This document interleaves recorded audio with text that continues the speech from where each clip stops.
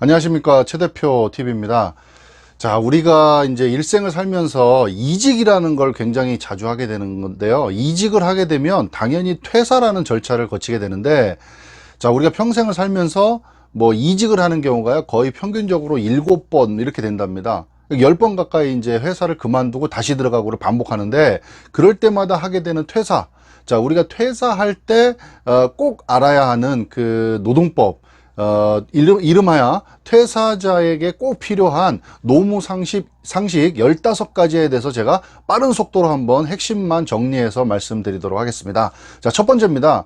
퇴직금을 월급에 포함해서 하는 계약을 할 수 있느냐라는 겁니다. 자, 그런 경우 많죠. 회사에 입사를 하게 되면 계약서에 우리는 월급이 300이면 300만 원의 퇴직금이 포함돼서 일을 합니다. 급여를 지급하겠습니다. 이렇게 얘기하면 이제 나중에 퇴직금이 없다라고 판단을 하시는데, 그렇지 않습니다. 퇴직금은요, 퇴사를 할 때 일시금으로 지급해야 되는 게 이제 원칙이기 때문에 만약에 이제 급여에 퇴직금이 포함되어 있다 하면 이거는 원천적으로 무효가 될 수 있다라는 거. 그러니까 퇴직금은 월급에 포함해서 지급할 수가 없다라는 거 핵심으로 좀 말씀을 드리고요.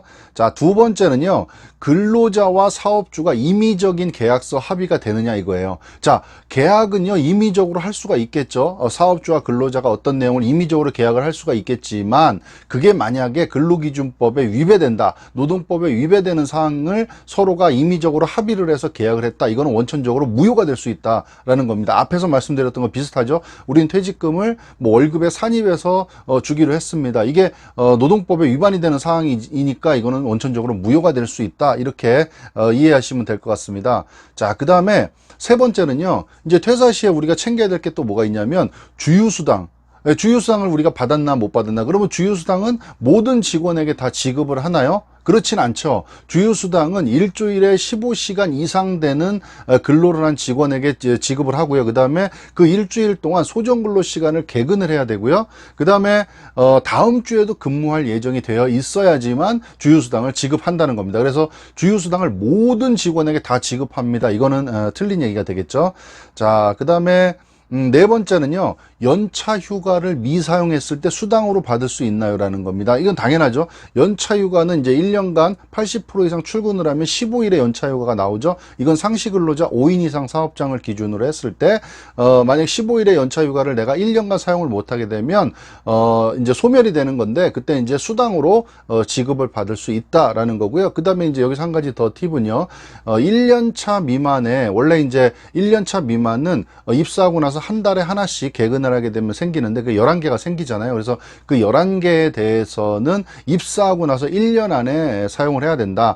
이 사용 촉진도 여기서 할 수 있다, 이런 내용이죠. 그래서 연차 휴가는 사용하지 못한 연차 휴가는 수당으로 전부 다 지급받을 수 있다 라는 얘기고요. 그 다음에 다섯 번째입니다. 다섯 번째는 퇴사 시 챙겨야 할 것들이 무엇입니까? 라는 건데, 지금 우리가 쭉 얘기하고 있는데 그 중에 몇 가지를 말씀드리면, 퇴직금, 주휴수당, 연차수당, 그 다음에 이제 혹시 나중에 어떻게 될지 모르니까 뭐 경력증명서, 이런 부분들을 퇴사할 때 잘 챙기시면 좋을 것 같습니다 라고 말씀을 드리고요. 자, 여섯 번째입니다. 여섯 번째는 월급을 못 받고 퇴사를 했는데 그럼 어찌하면 좋겠습니까? 라는 얘기인데, 자, 이제 결론적으로는 법으로 만약에 진행을 하겠다 하면 이제 법으로 진행할 수 있는데, 그 전에 먼저 이제 사업주와 근로자가 1차적으로 이제 합의를 하는 거죠. 이제 퇴직금 뭐 어떻게 지급하겠다라는 부분들에 대해서 서로가 이제 합의를 해서 원만하게, 당연히 줘야 될 거죠. 예, 줘야 될 거니까 원만하게 합의를 하고, 만약에 그렇지가 못한 상황이다 그러면 이제 우리 근로자, 노동자 입장에서는 이제 노동청에 신고를 하게 되겠죠. 그러면 이제 뭐 사업주도 이제 출석을 해야 되고, 또 근로자도 가서 또 뭐 증빙도 해야 되고, 이런 이제 복잡한 절차가 있으니까, 뭐 가급적이면은 퇴사할 때 14일 이내 금품을 말끔하게 청산을 하고, 또 서로가 약간의 뭐 양보할 부분이 있으면 양보해서 합의를 하시고, 그래도 안 되면 이제 근로자 입장에서는 이제 법적인 조치를 취할 수가 있다라는 말씀을 드리고요. 자, 일곱 번째입니다. 자, 일곱 번째는요, 노동청과 노동위원회가 이제 두 군데가 약간 이제 비교되는 곳이 있는데, 뭐냐면 지금 말씀드렸던, 만약에 퇴직금을 못 받았습니다, 임금이 체불이 됐다, 이런 경우에는 노동청을 가게 되는 거죠. 약간 이제 우리가 일반으로 얘기하면 경찰과 같은 그런 역할을 하는 그런 노동청을 가게 되는 거고, 만약에 부당해고를 당했다면 그때는 노동위원회, 지방노동위원회, 그 다음에 중앙노동위원회, 이런 식으로 노동청과 노동위원회는 뭐 비슷한 일을 하지만 또 다른 일을 하고 있다고 생각을 하시면 돼요. 그래서 임금 체불 체불이나 이런 사항들은 노동청에 가서 신고를 하는 거고요. 부당해고다 그러면 노동위원회, 두 개가 별건으로 진행이 된다는 거 좀 유념하시면 좋을 것 같습니다. 자, 그 다음에는요. 여덟 번째입니다. 여덟 번째. 퇴직급여제도라는 게 있는데, 자, 우선 이제 퇴직급여제도에는 퇴직금 제도, 그 다음에 퇴직연금제도, IRP 이렇게 구분이 되고요. 퇴직연금제도는, 이제 DC형, 그 다음에 DB형, 확정급여형, 확정기여형 이렇게 나눠지는데, 자, 이제 퇴직금 제도라는 건 뭐냐면 퇴직연금 제도를 도입하지 않은 사업장은 다 퇴직금 제도를 운영한다고 보시면 되고요. 그래서 퇴직연금 제도 같은 경우 중소기업에서 이제 많이들 DC형으로 많이 가입들 하시죠. 근데 여기서 우리가 이제 좀 아셔야 될 부분 뭐냐면 퇴직금 제도는 이제 마지막에 퇴사하는 시점에서 평균 임금을 가지고 이제 지급을 해주는 거고 일시금으로. 그다음에 DC형 같은 경우에는 이제 매달 어떤 이제 뭐 보험사는 금융사든 어떤 그런 이제 금융을 수탁하는 회사에다가 이제 계속 매달 이렇게 지급을 하게 되죠. 그러니까 이 책임은 근로자한테 있기 때문에 근로자가 이거를 뭐 채권형으로 하든 아니면 수익형으로 하든 수익을 내든 못 내든 이거는 책임을 질 수 있다는 부분. 그리고 퇴직금 제도는 마지막에 이제 사업주가 일시금으로 지급하는 거기 때문에 모든 책임은 여기에 있다. 이 두 개의 또 차이점은 뭐냐면 퇴직금 제도는 이제 급여가 상승이 되잖아요. 계속 급여가 상승이 되면 마지막 평균 임금이라는 거는 퇴사하기 직전 3개월에 이제 평균 일당을 갖고 얘기하는 거기 때문에 오를 수가 있게 되는 거죠. 그래서 마지막에 퇴사할 때 내가 입사할 때보다 큰 금액으로 퇴직금을 계산할 수 있다는 점이 있고, 퇴직연금 제도인 DC형 같은 경우에는 매달 이제 납입이 되기 때문에 이거는 뭐 퇴직금이 인상되는 급여가 인상되는 부분은 이제 반영이 안 될 수도 있다. 뭐 이런 내용들이 있습니다. 그래서 이거는 이제 회사의 사정과 여러 가지 이제 복합적으로 봐서 회사에서 정하는 거기 때문에 대부분의 이제 중소기업들은 DC형을 많이 하고 있고요. 그다음에 대기업들은 DB형을, 퇴직연금 중에 DB형을 또 많이 하고 있고요. 그 다음에 뭐 더러 소상공인들이나 더러 이제 회사들은 아직까지도 퇴직연금을 가입하지 않은 사업장들도 꽤 많이 있고요. 그래서 이런 구분을 먼저 하시고 지금 내가 어떤 퇴직금 제도를, 퇴직급여 제도를 가입하고 있는지, 우리 회사는 어떤 게 지금 가입되어 있는지를 미리 좀 확인을 하고 좀 체크를 해 주시면 좋을 것 같다는 생각이 듭니다. 자, 그 다음에 아홉 번째입니다. 아홉 번째 이제 모든 사람이 다 퇴직금을 받을 수 있나라는 이제 그런 질문인데, 퇴직금을 받을 수 있는 기준은 뭐냐면 아까 주휴수당 얘기할 때 얘기했는데요. 일주에 15시간 이상을 근무하는 직원들이 퇴직금을 받을 수 있습니다. 그리고 또 하나 조건이 있죠. 계속 근로가 1년이 넘어야 되는 거죠. 예, 이 두 가지 조건을 만족하면 우리 사업장이 5인 이상이건 뭐 5인 미만이건 상관없이 받을 수 있습니다. 다만 여기서 이제 과거에 2010년 12월 1일 전에는 5인 미만 사업장이면 퇴직금을 지급을 하지 않았고요. 그 다음에 2010년 12월 1일, 그 다음에 2012년 12월 31일 요 사이에 있을 때는 50%만 지급을 했다. 그리고 2013년부터는 100% 다 지급이다. 그래서 그때 당시에 우리 회사가 상시 근로자가 몇 명이었냐에 따라서 약간의 차이는 있을 수 있다는 것까지 좀 체크를 하시면 좋을 것 같습니다. 자, 그 다음에 이제 10번째입니다. 10번째는 퇴직금은 어떤 근로자에게 지급을 합니까? 라는 건데, 아까 말씀드렸듯이 퇴직금은 일주에 15시간 이상, 그리고 계속 근로가 1년 이상이 돼야 되고요. 자, 이 조건 먼저 전해 보실 게 뭐냐면 근로자냐 아니냐를 먼저 판단하셔야 된다는 거죠. 자, 퇴직금을 준다는 거는 그 직원이 근로자라는 얘기죠. 그러면 여기서 근로자란 뭐냐? 근로자성이 있느냐 없느냐. 근로자성을 다른 말로 하면 사업주로부터 사용 종속적인 관계에 있느냐거든요.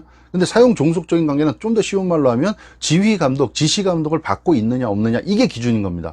근로계약서를 썼냐, 뭐 4대 보험을 가입했냐, 이게 기준이 아니고요. 고용주와 피고용인 사이에 종속관계, 사용 종속관계, 지휘감독이라는 게 성립이 되느냐 안 되느냐를 따져보셔야 된다는 겁니다. 그래서 이게 있다라고 판단이 되면 퇴직금을 지급을 해줘야 된다. 이렇게 좀 이해하시면 될 것 같습니다. 이게 더러더러 이제 뭐 프리랜서라든가 여러 직종에서 이런 분쟁들이 있기 때문에 그런 부분들 다시 한번 확인해 보실 필요가 있으실 것 같고요. 자, 그 다음에 11번째입니다. 퇴직금은 그러면 얼마를 줘야 되냐? 일단 근로자성이 인정이 돼서 이제 근로자라고 입증이 됐습니다. 그러면 퇴직금을 얼마를 줘야 되냐? 당연히 지금 1년 이상 근무를 했죠. 내가 퇴직금을 줄 때는 평균 임금이라는 걸 가지고 계산합니다. 자, 평균 임금은 지급받은 총 급여를 이르는 거라고 일단 대략적으로 아시면 될 건데, 공식을 한번 살펴보면요, 퇴직금은 평균 임금을 곱하기 근로일 나누기 365 곱하기 30입니다. 좀 복잡스럽지만 대략적으로 이제 1년에 한 달치 정도가 퇴직금이라고 우리가 쉽게 이해하실 수가 있겠죠. 그래서 뭐 10년을 일했다 그러면 이제 한 10개월치 정도 이렇게 받는다고 생각하시면 되는데, 공식은 정확히 얘기하면 그렇고요. 뭐 일반적인 뭐 인터넷에서 이렇게 퇴직금 계산기 치셔도 계산기 그런 뭐 어플도 있고 프로그램도 있고, 그다음에 고용노동부 들어가셔도 퇴직금 계산기라는 프로그램도 있으니까 그걸 활용하셔서 정확하게 나의 퇴직금이 얼마 정도 되는지를 한번 예측해 보시는 것도 아마 참고하시면 좋을 것 같습니다. 자, 12번째입니다. 12번째는 미지급한 임금과 퇴직금은 언제까지 청구할 수 있습니까? 라는 겁니다. 자, 퇴직금, 임금 체불이 된 거 우리가 금품이라고 하는데, 그 금품을 청산할 수 있는 거는 14일 이내에 하셔야 된다는 겁니다. 14일 이내에 금품을 청산을 해야 된다. 그리고 퇴사하는 시점으로부터 3년 이내에는 청구를 할 수가 있습니다. 퇴사하고 나서 그냥 그 청구하는 그 권리가 없어지는 게 아니고요, 3년까지 갑니다. 그래서 3년 이내에는 임금 체불에 대한 걸 청구할 수 있기 때문에 이 점 주의하시고요. 그 다음에 금품은 14일 이내에 청산을 해야 된다. 그리고 이제 이거를 청산하지 않았을 때는 일정 부분 지연 이자가 붙기 때문에 이것도 좀 참고해서 알고 계시면 될 것 같아요. 자, 13번입니다. 13번은 밀린 급여 지급을 미루는데 지연 이자가 있나요? 지금 금방 말씀드렸던 거죠. 14일 이내에 청구를 하지 않으면, 지급을 하지 않으면 15일째부터가 이제 기산일로 해서 밀린 거에 대한 지연 이자가 발생을 합니다. 자, 지연 이자는 법정 이자 연이율 20%가 발생하기 때문에 이것 또한 체크를 해 두시고요. 그 다음에 이건 이제 노동법이고요. 만약에 급여가 밀리면 이 부분에 대해서도 지연 이자가 발생합니다. 이거는 이제 노동법이 아니라 상법에서 6%를 지금 규정하고 있기 때문에 내가 지금 현재 재직 중에 급여가 밀리거나 혹은 내가 퇴사하고 나서 임금 체불이 돼서 내가 금품을 청산을 받아야 되는데 그걸 못 받고 있다, 그런 경우에는 지연이자가 발생할 수 있다는 거 한번 체크하시면 좋을 것 같고요. 그 다음에 14번째입니다. 14번째는 해고 예고와 해고 통보에 대한 부분인데, 해고 예고는 여러분 잘 아시다시피 해고 예고는 30일 전에 하죠. 30일 전에. 그리고 만약에 30일 전에 해고 예고를 못하면 통상임금의 이제 30일치를 지급을 해주는 거고요. 그 다음에 해고 통보는 뭐냐면, 해고 통보는 이제 바로 이제 예고한 다음에 그 다음에 해고를 할 때 그때 주는 서류를 얘기하는데, 해고 예고는 이제 뭐 문자를 하시던 아니면 뭐 구두를 하시던 어떤 여러 가지 수단을 하셔도 되는데, 해고 통보는요 반드시 서면으로 하셔야 되고요. 그 안에는 해고를 하는 사유가 반드시 합당한 게 들어가 있어야 된다는 거죠. 그래서 해고 예고, 그 다음에 해고 통보, 이렇게 좀 구분해서 아시면 되고, 이제 한 가지 더 체크하실 거는 2019년부터는 이제 어떤 일이 있었냐면 3개월 미만 근로한 사람은 해고 예고를 안 해도 된다는 규정이 생겼기 때문에 요거까지도 좀 체크를 하시면 좋을 것 같습니다. 자, 그 다음에 마지막 15번째입니다. 퇴사하는 누구나 모든 사람이 다 실업급여를 받을 수 있습니까? 라는 내용인데, 자, 퇴사를 할 때 실업급여 일단은 고용보험을 가입해야 되겠죠. 그리고 18개월간 180일 이상 근로를 해야 됩니다. 그러니까 180일이라고 하면 그냥 흔히 6개월 이렇게 얘기할 수 있는데, 그거보다 조금 더 길 수 있습니다. 뭐 7개월이 될 수도 있기 때문에 요 점 참고하시면 되고요. 당연히 고용보험에 가입된 직원이어야 되죠. 예, 그리고 우리가 실업급여라고 하면 그냥 회사에서 해고당해서 실업 상태가 됐을 때 받는 돈, 이렇게 생각하시면 착각이시고요. 구직급여가 맞습니다. 그래서 내가 해고를 당했고, 그것도 내가 자발적인 해고가 아니라 비자발적으로 해고를 당했고, 그 다음에 내가 그거를 가서 교육을 받고, 그 다음에 다른 직장을 구하기 위한 그런 구직의 활동을 해야지만 이 실업급여를 받을 수 있다. 그래서 실업급여 작년 이제 2019년 10월에 약간 변경이 돼서 조금 더 늘었습니다. 뭐 나이 제한 이런 것도 없어지고, 그 다음에 지급해주는 기간도 조금 늘어가지고 기존보다는 좀 금액이 좀 늘었다고 생각하시면 되고요. 앞으로는 이제 뭐 전국민 실업급여다 그래가지고 실업급여 부분은 점점 좀 확대될 것으로 좀 예상이 됩니다. 그래서 실업급여 누구나 다 받을 수 있는 건 아닙니다. 그래서 일정 부분 조건이 되면 실업급여 받을 수 있다는 거 좀 유념하시면 좋을 것 같습니다.